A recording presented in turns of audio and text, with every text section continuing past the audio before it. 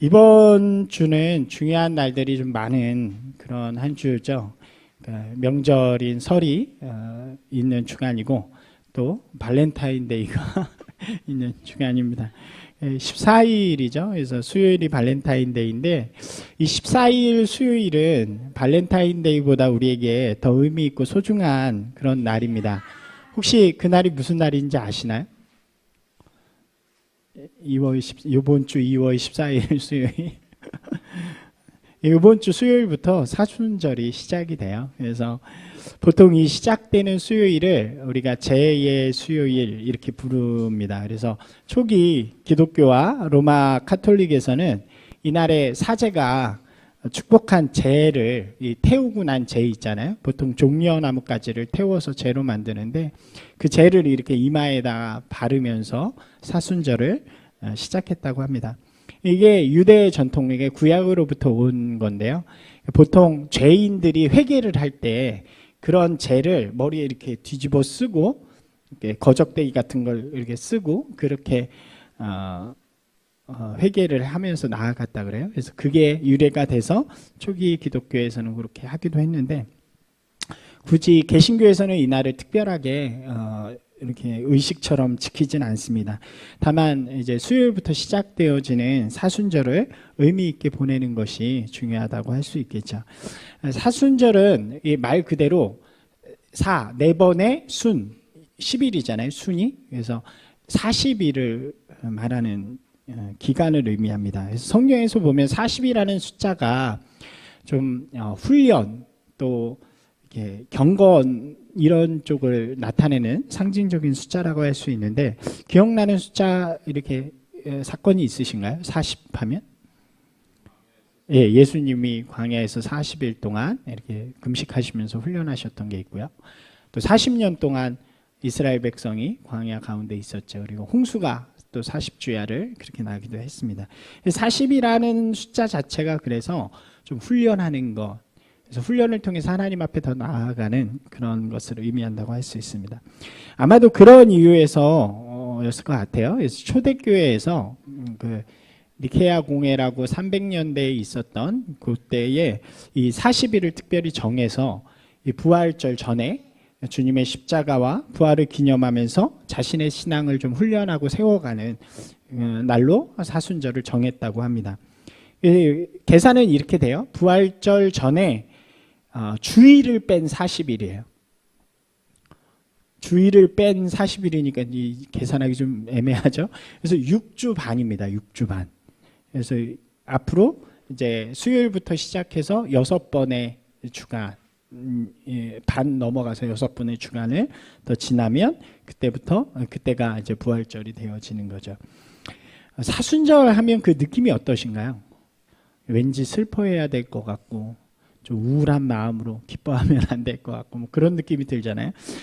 우리나라 말 때문에 그런 것 같아요. 사자가 들어가서 꼭 예수님의 죽으심을 자꾸 생각하게 하는 그런 느낌인데 사순절은 그런 의미라기보다는 하나님 앞에 그리스도인의 가치를 세우고 주님께서 보여주신 그 길을 우리 마음속에 다시 한번 새기면서 우리의 믿음을 우리의 삶과 이렇게 연계해 나가는, 그래서 우리의 믿음을 좀 성숙시켜 나아가는 그런 시간이라고 할 수 있을 것 같습니다. 그러니까 단순하게 그냥 금식을 한다든가 뭐 어떤 이렇게 예식을 한다든가 그래서 이때 막 그 40일 특별 새벽 기도회 하는 교회도 많고요. 뭐 또 금식을 한 끼씩 뭐 이렇게 하는 데도 많은데 물론 그런 것도 자기의 육체를 훈련시키는 데는 도움이 되겠지만 그보다 더 중요한 것은 우리 신앙이 우리 삶 속에서 좀 더 그리스도의 가치를 이루어내는 훈련으로 나아가도록 그렇게 하는 것이 정말 중요한 시간일 것이라고 생각이 됩니다. 우리가 그리스도인으로 살아간다는 것은 우리 안에 회복되어진 하나님의 형상을 우리의 삶 가운데서 우리의 삶을 통해서 이루어가는 것이라고 이야기할 수 있죠. 우리가 성경적으로 보면 우리 안에 회복된 하나님의 형상이라는 의미는 이런 거예요. 한번 같이 읽어볼까요? 하나님을 알고 하나님을 사랑하며 하나님의 뜻에 순종하는.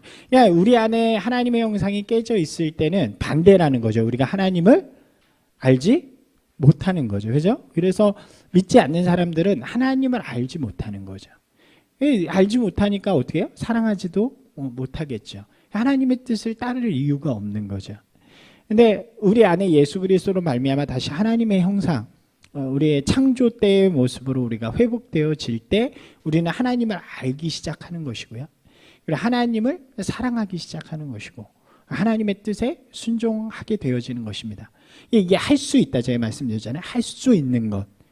할 수 없는 곳에서 할 수 있는 자녀들로 되었다는 거죠. 완전한 것이 아니라. 신앙이 성장해 나간다는 것은 어떤 의미입니까? 우리 신앙이 점점 더 하나님을 알아가는 거죠. 점점 더 하나님을 사랑하게 되는 것이고요. 점점 더 하나님의 뜻에 순종해 가는 것. 이것이 신앙이 성장한다는 것입니다. 우리가 신앙이 좋다라고 이야기하는 것을 잘 생각해 보면 좀 세상적인 기준으로 이야기할 때가 많은 것 같아요. 뭐 이렇게 어떤 예식을 많이 한다든가 뭐 이런 것들을 보면서 혹은 헌금을 많이 한다든가 이런 것을 보면서 믿음이 좋다, 성장했다라고 하지만 실제는 우리가 믿음의 성장은 하나님을 내가 점점 더 많이 알아가고 있는가? 지난해보다 내가 올해 하나님을 더욱더 좀 많이 아는가? 또 하나님을 더욱더 친밀하게 느끼는가? 그리고 우리의 삶 속에서 하나님의 뜻을 내가 조금 더 도전하면서 살아가고 있는가? 이것이 바로 신앙이 성장한다는 거죠. 사순절은 이것을 이루어가는 시간이 되어야 한다는 것입니다. 이번 사순절을 통해서 여러분들이 주님을 더욱더 알아가는 시간이 되고 또 주님과 더욱더 친밀해지는 시간이 되시고 또 주님의 뜻에 더욱더 순종하도록 도전하는 그런 시간이 되기를 소망합니다. 우리가 하나님을 더욱더 알기 위해서는 어떻게 해야 될까요? 제일 좋은 방법은 성경을 읽는 거겠죠. 성경을 통해서 하나님은 우리에게 하나님을 계시하시기 때문입니다. 제가 매년 이렇게 예전에 이제 부교육자 할 때는 도전한 게 있었어요. 이렇게 40일이라 그랬잖아요. 그러니까 주일까지 끼면 한 45일, 46일 이렇게 되거든요. 그냥 주일 포함해서 그동안 사복음서를 좀 다 읽어보면 어떨까. 예수님에 대해서 등장하는 게 사복음서 얘기잖아요. 사복음서를 이렇게 하나씩 이렇게 읽으면 46일이니까 사복음서를 다 더하면 몇 장일까요? 대충 89장이에요. 89장. 그러면은 계산을 빨리 하세요. 하루에 몇 장씩 읽으면 다 읽을 수 있을까요? 하루에 2장 정도 읽으면 주일날 만약 건너뛴다 그러면 3장 정도씩 읽으면 충분히 읽죠. 하루에 10분도 안 걸리는 그 시간이죠. 그래서 여러분들이 이번 사순절에 좀 마음을 먹고 제가 이야기하잖아요. 아무것도 하지 않으면 아무 일도 일어나지 않는다. 그러니까 여러분들이 도전하지 않으면 우리의 신앙의 성장은 절대로 일어나지 않습니다. 그래서 한번 그렇게 해보시면 어떨까. 그래서 다 하신 분들은 부활절날 저한테 말씀해 주시면 제가 선물을 드리도록 하겠습니다. 그래서 한번 그렇게 읽어보시면 좋을 것 같고요. 또 주님을 사랑하는 것이 좀 더 우리 가운데 되기 위해서는 친밀함이 있어야죠. 주님과 함께하는 시간들을 좀 만들어가는 것이 중요합니다. 이게 가장 좋은 것이 바로 기도죠, 기도. 그래서 기도하는 삶이 되도록 우리의 이 사순절을 좀 만들어가는 것이 중요한데 우리가 기도하면은 이렇게 시간을 정해놓고 막 손을 모으고 이렇게 하는 것만 기도로 생각하는데 그거보다는 좀 더 우리의 삶 속에서 순간순간마다 주님과 함께하는 그런 시간들을 만들어가는 것. 그래서 짧은 시간 동안 주님 앞에 자신의 결정들을 좀 아뢰는 거죠. 묻고 하나님 이때는 어느 것이 좋을까요? 이 순간순간 좀 주님과 함께하는 그런 시간들을 만들어가는 것 좋을 것 같습니다. 제가 아직까지도 잊지 못하는 장면이 제 친구가 있는데 이 친구가 저보다 한참 늦게 교회를 다녔어요. 저는 모태신앙부터 시작해서 교회 엘리트 코스를 밟은 아시죠? 교회 엘리트 코스. 중학교 때부터 회장 뭐 총무회장, 청년까지 다 이렇게 하면서 교사까지 여기 많은 교회 엘리트 코스였는데, 이 친구는 중학교 3학년 때부터 교회를 나온 친구인데 제가 한참 이렇게 아래로 보던 친구죠. 아이, 너는 나보다 믿음이 저기가 있어 뭐 이렇게 생각했는데, 어느 날 버스를 그 친구랑 타고 가는데 이 친구가 뭐라고 중얼중얼 거리는 거예요. 중얼중얼 해가지고 얘가 정신이 나갔나 왜 중얼거리나를 옆에서 우연히 듣게 됐는데, 그 친구가 그러더라고요. 차를 타면서, 아빠 오늘도 즐거운 하루 되게 해주세요. 버스 타고 가면서 즐겁게 해주세요 이러면서 타는 거예요. 너무 충격이었어요. 나보다 저 밑에 있다고 여기던 애가 순간순간을 주님과 함께하는 법을 배운 거죠. 그 친구가 그래서 지금은 이제 청소년기에 자신의 삶을 하나님 앞에 드리기로 결정하고 의료 선교를 해가지고 지금 미국에서 진짜 이렇게 의사는 아닌데 대체의학 같은 걸 해서 매년 여러 군데로 의료 선교를 다니는 그런 친구가 되었는데, 우리의 삶 속에서 우리가 이렇게 막 형식적인 어떤 기도들이 아니라, 주일 낮 예배 때 하는 막 거룩하시고 이런 기도가 아니라, 우리 삶에서 작은 순간순간마다 주님이 정말 나와 함께 하시는 그것을 느낄 수 있는 그런 친밀한 기도로 이 사순절을 좀 함께 해보시면 좋을 것 같고요. 특별히 가족들끼리 다 오시니까 좀 가족들끼리 함께 이렇게 기도할 수 있는 그런 시간들을 이 사순절을 통해서 가지시면 좋을 것 같습니다. 그리고 마지막은 주님의 뜻을 따르는 삶이 되는 것이죠. 그래서 우리의 삶에 아름다운 삶의 도전들이 있어야 하는 것이죠. 그래서 이것은 여러분들의 능동적인 순종을 통해서, 그래서 내가 이번 사순절에는 주님이 기뻐하실 이런 일들을 하겠다라고, 이건 제가 결정하는 게 아니고 여러분들 스스로 이번 사순절엔 이렇게 한번 도전해 봐야겠다, 이 일을 하면 하나님이 기뻐하시겠다 하는 것들을 좀 결정하셔서 좀 도전하시는, 그래서 이번 사순절은 신앙의 성숙을 이루어가는 귀한 시간이 되기를 주님의 이름으로 축원합니다. 오늘 본문은 이 마지막 질문이죠. 이 땅에서 어떤 삶의 도전들이 있어야 하는가를 예수님께서 제자들에게 하시는 말씀을 통해서 우리에게 알려주시고 있다고 말할 수 있습니다. 오늘 읽은 말씀은 산상수훈이라고 하죠. 산상수훈은 예수님께서 제자들에게 하늘나라의 도, 제자도라고 하기도 하고요, 천국의 도라고 하기도 하는 그 제자도를 알려주시는 말씀입니다. 그래서 마태복음 5장에서 7장까지 있는 말씀이죠. 근데 이게 재밌는 것은, 우리가 생각할 때 이런 도는 제자들이 다 훈련받은 다음에 그때 가르쳐 줬을 것 같은데, 그게 아니라 성경에도 보면 제일 먼저 등장해요. 제자들을 모아놓고 가장 먼저 가르치신 말씀이 바로 산상수훈이라는 거죠. 이 세상 속에서 그리스도인으로, 하나님의 자녀로, 예수 그리스도의 제자로 살아간다는 것이 어떤 모습이 되어야 하는가를 제자들에게 알려주시는 것입니다.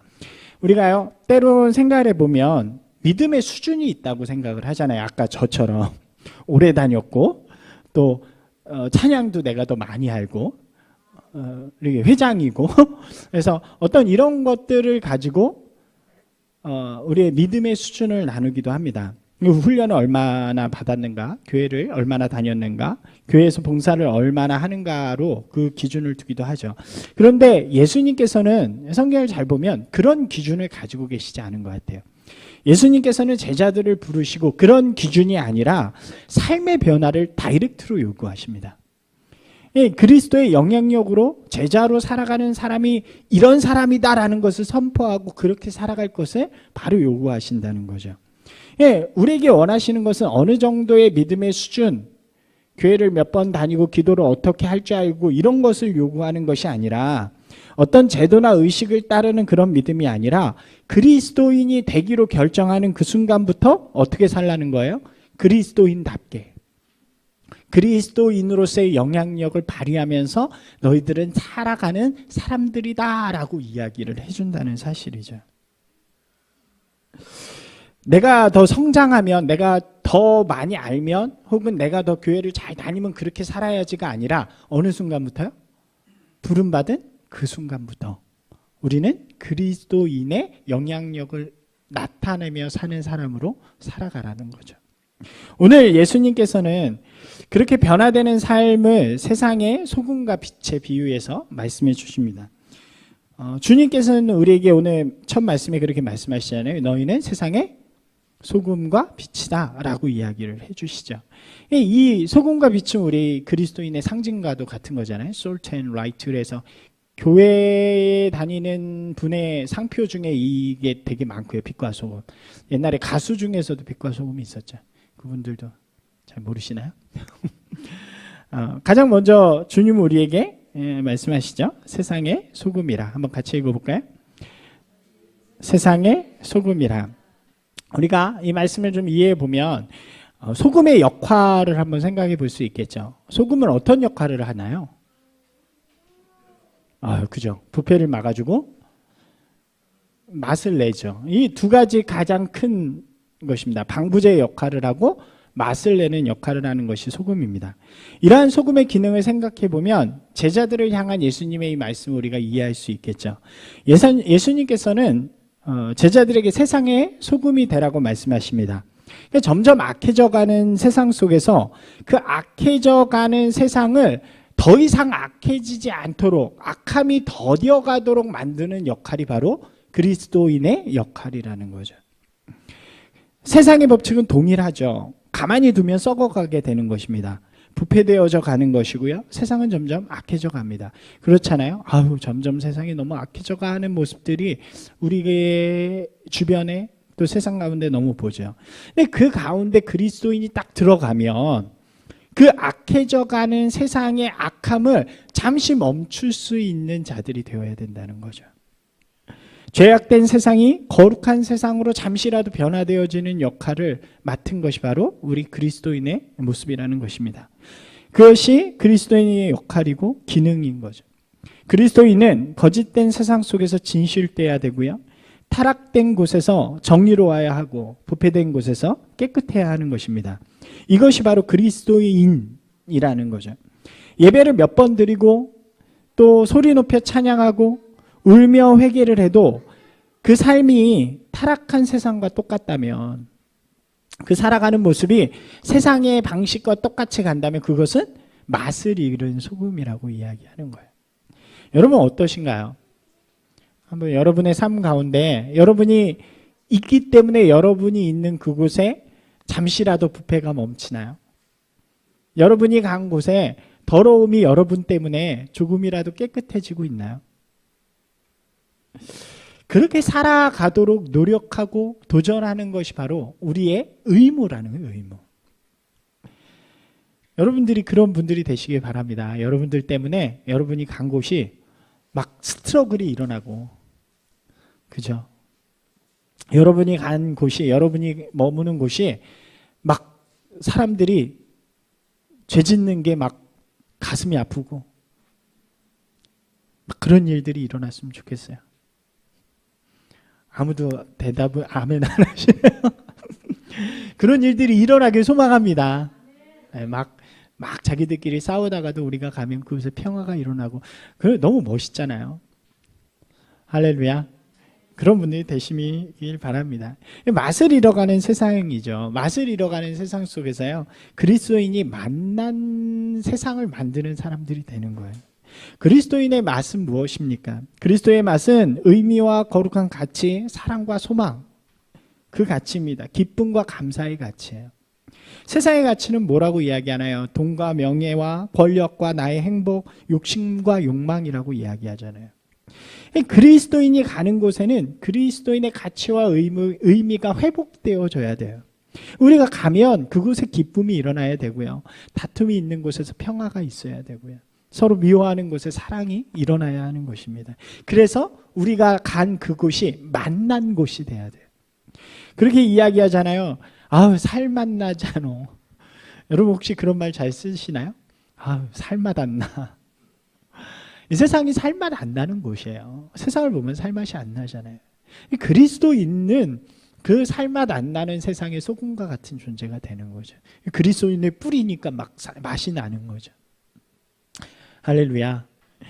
여러분으로 인해서 그런 의미 없는 세상이, 인생들이 의미 있게 변화되는 놀라운 역사들이 일어나기를 주님의 이름으로 축원합니다. 예수님은 우리에게 세상의 소금으로 반드시 살아갈 것을 말씀하고 계시는 거예요. 우리가 건강하고 역동적인 그리스도인이 되어서 세상에 나갈 때 우리를 통해 가치가 회복되고 거룩함으로 변화되는 놀라운 역사가 일어나는 거죠. 실제로 보면요, 신앙의 역사 속에서 그런 사람들이 세상을 살리고 변화시켰던 것을 볼 수 있어요. 어메이징 그레이스라는 영화의 주인공인 윌리엄 윌버포스 같은 인물이 바로 그런 인물이죠. 우리가 이 인물은 다음 주에 한번 좀 이렇게 나눠 보려고 그래요.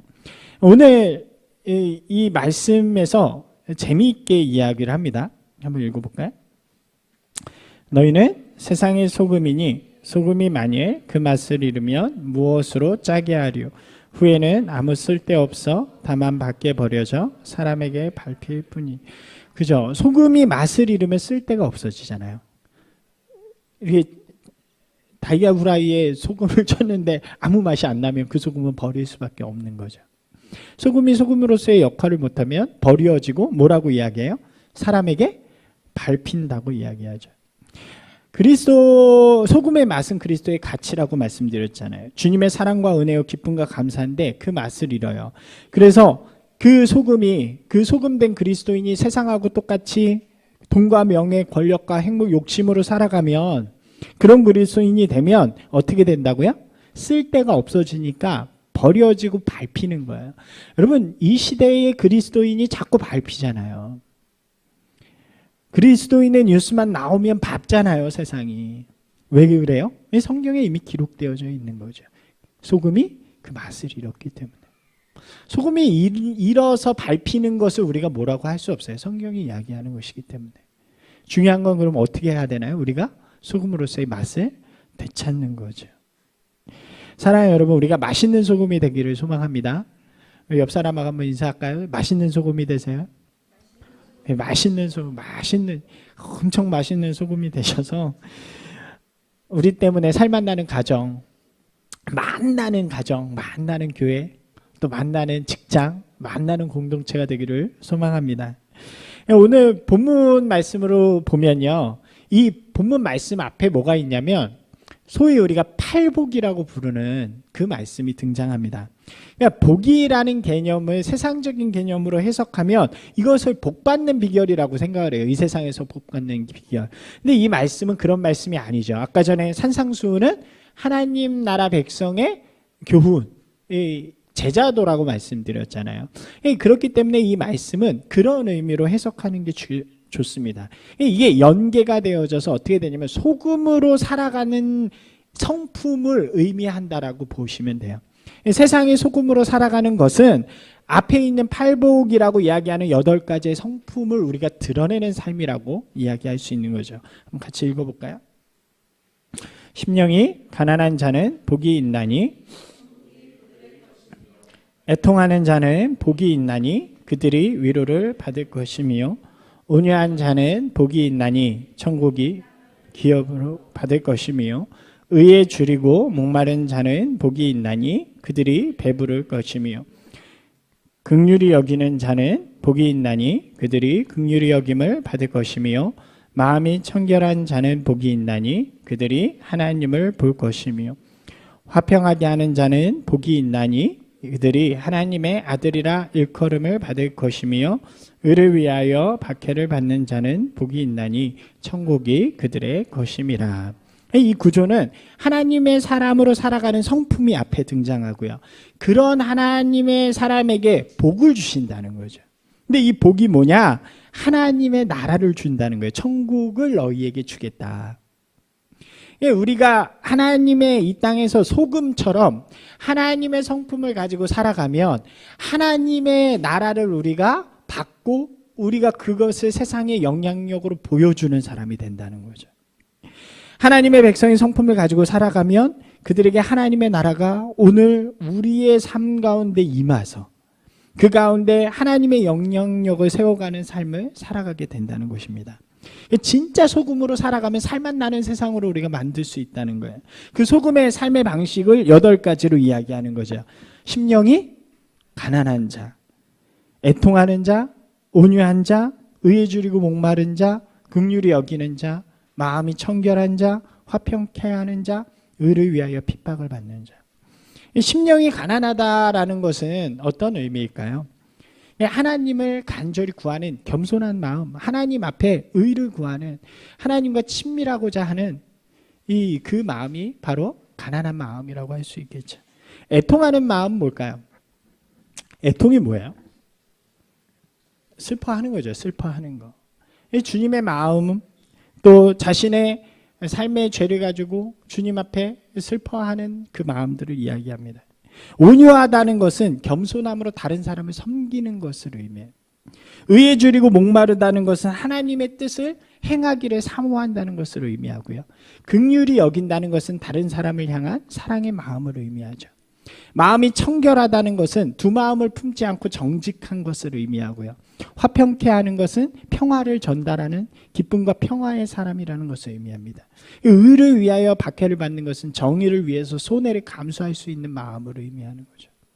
이것이 바로 하나님의 백성들에게 주는 소금과 같은 삶을 살아가는 내 성품이라는 게 내적 성품. 어떠신가요? 어떤 성품들이 여러분 마음 가운데 필요하신가요? 이 땅에서 이러한 성품으로 살아갈 때 우리가 비로소 맛있는 소금이 된다는 거예요. 맛있는 소금. 그렇잖아요?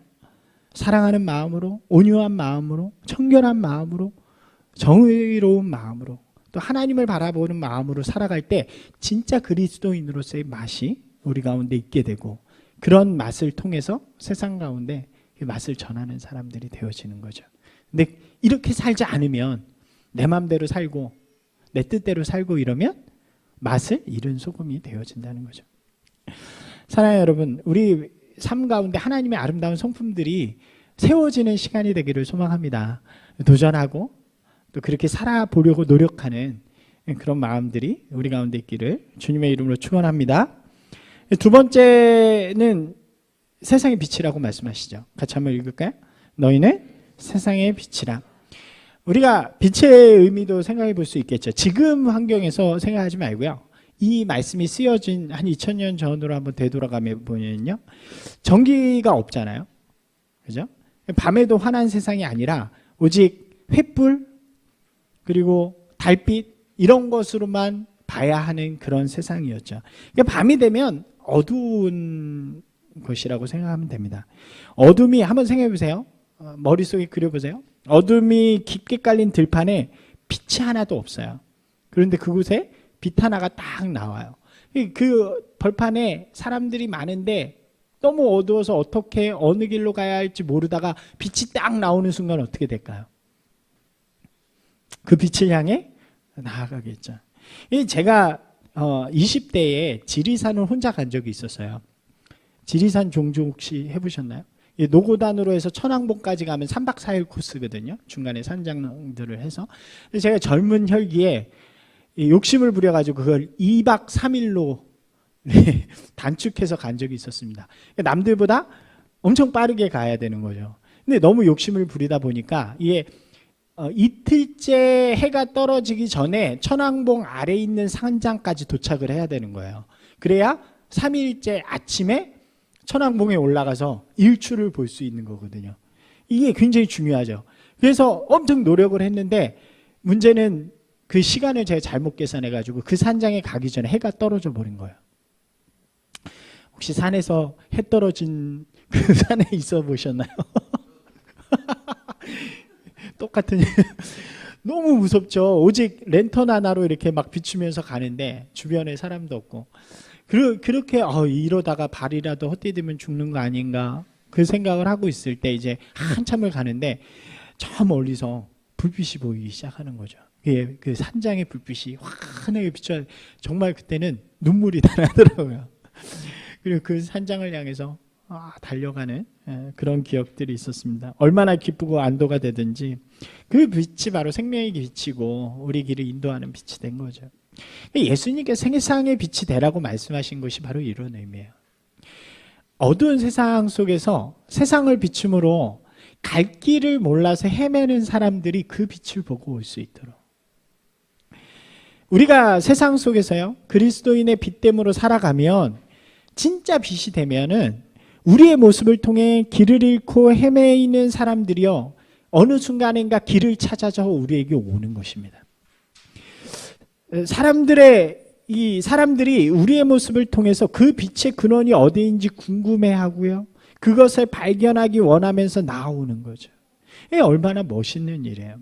예수님께서 제자들에게 그런 삶을 살아가라고 이야기하는 거죠. 여러분, 사람이 살다 보면요, 그런 것 같아요. 언젠가 한 번쯤은 삶에 대해서 고민하는 시간들이 오는 것 같아요. 그게 고난의 시간이 되었든지 아니면 성찰의 시간이 되었든지, 어느 순간인가 내가 어느 길을 가고 있고 내가 무엇 때문에 이 길을 가고 있는가 하는 그 고민의 시간들이 찾아올 때요, 그때 뭐가 옆에 있느냐가 굉장히 중요해요. 그때 이상한 이단이나 이상한 무당이나 뭐 이런 게 있으면 그거에 빠져들 수밖에 없는 거죠. 왜 우리가 좋은 그리스도인, 빛된 그리스도인이 되어야 되냐면, 그런 사람들이 길을 몰라서 헤매일 때 우리에게 물어봐야 되는 거죠. 정말 저 사람은 뭔가 답이 있어서 그 길을 가는 사람 같다, 정말 저 사람은 뭔가 빛을 가진 사람인 것 같다라는 그런 삶을 살아야 우리에게 그때 물어본다고요. 너는 왜 그렇게 살 수 있니?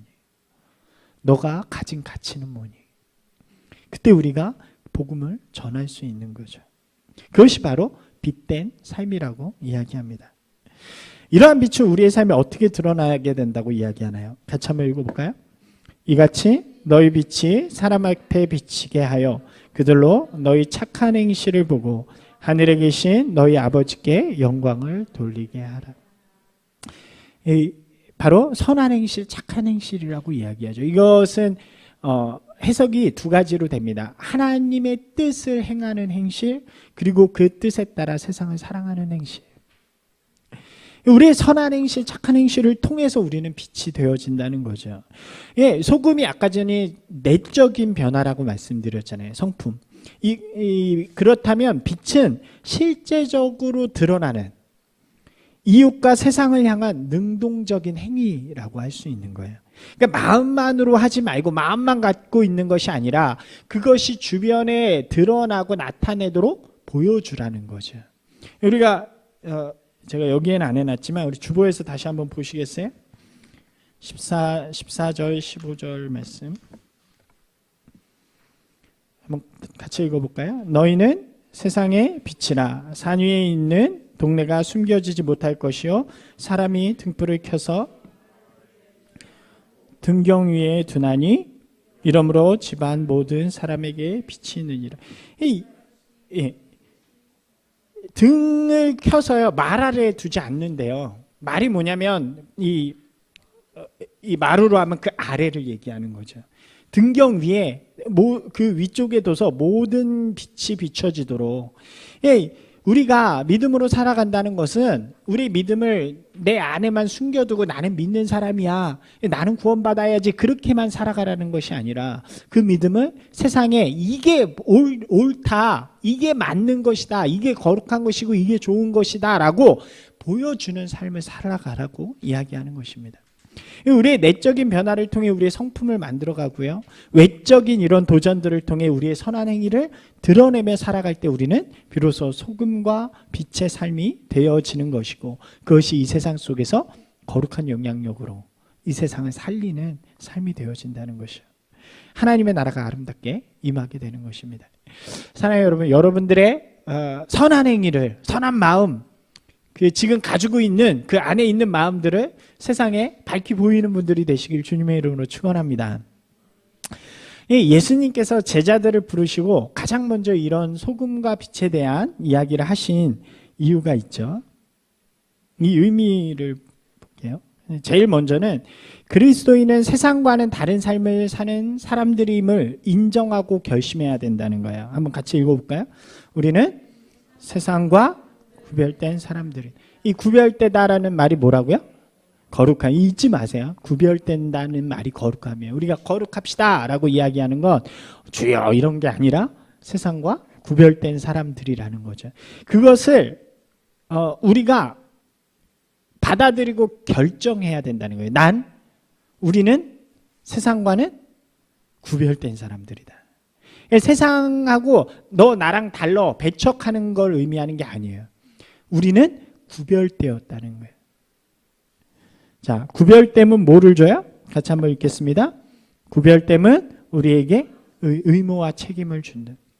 이것이 소극적인 의무, 즉 우리가 구별된 사람으로서의 성품을 가지고 살아가는 것과 적극적인 의무, 빛을 통해서 이 세상 속에서 선한 행실로 나아가는 이 의무와 책임이 이 구별됨을 결정한 사람들에게 있다는 거예요.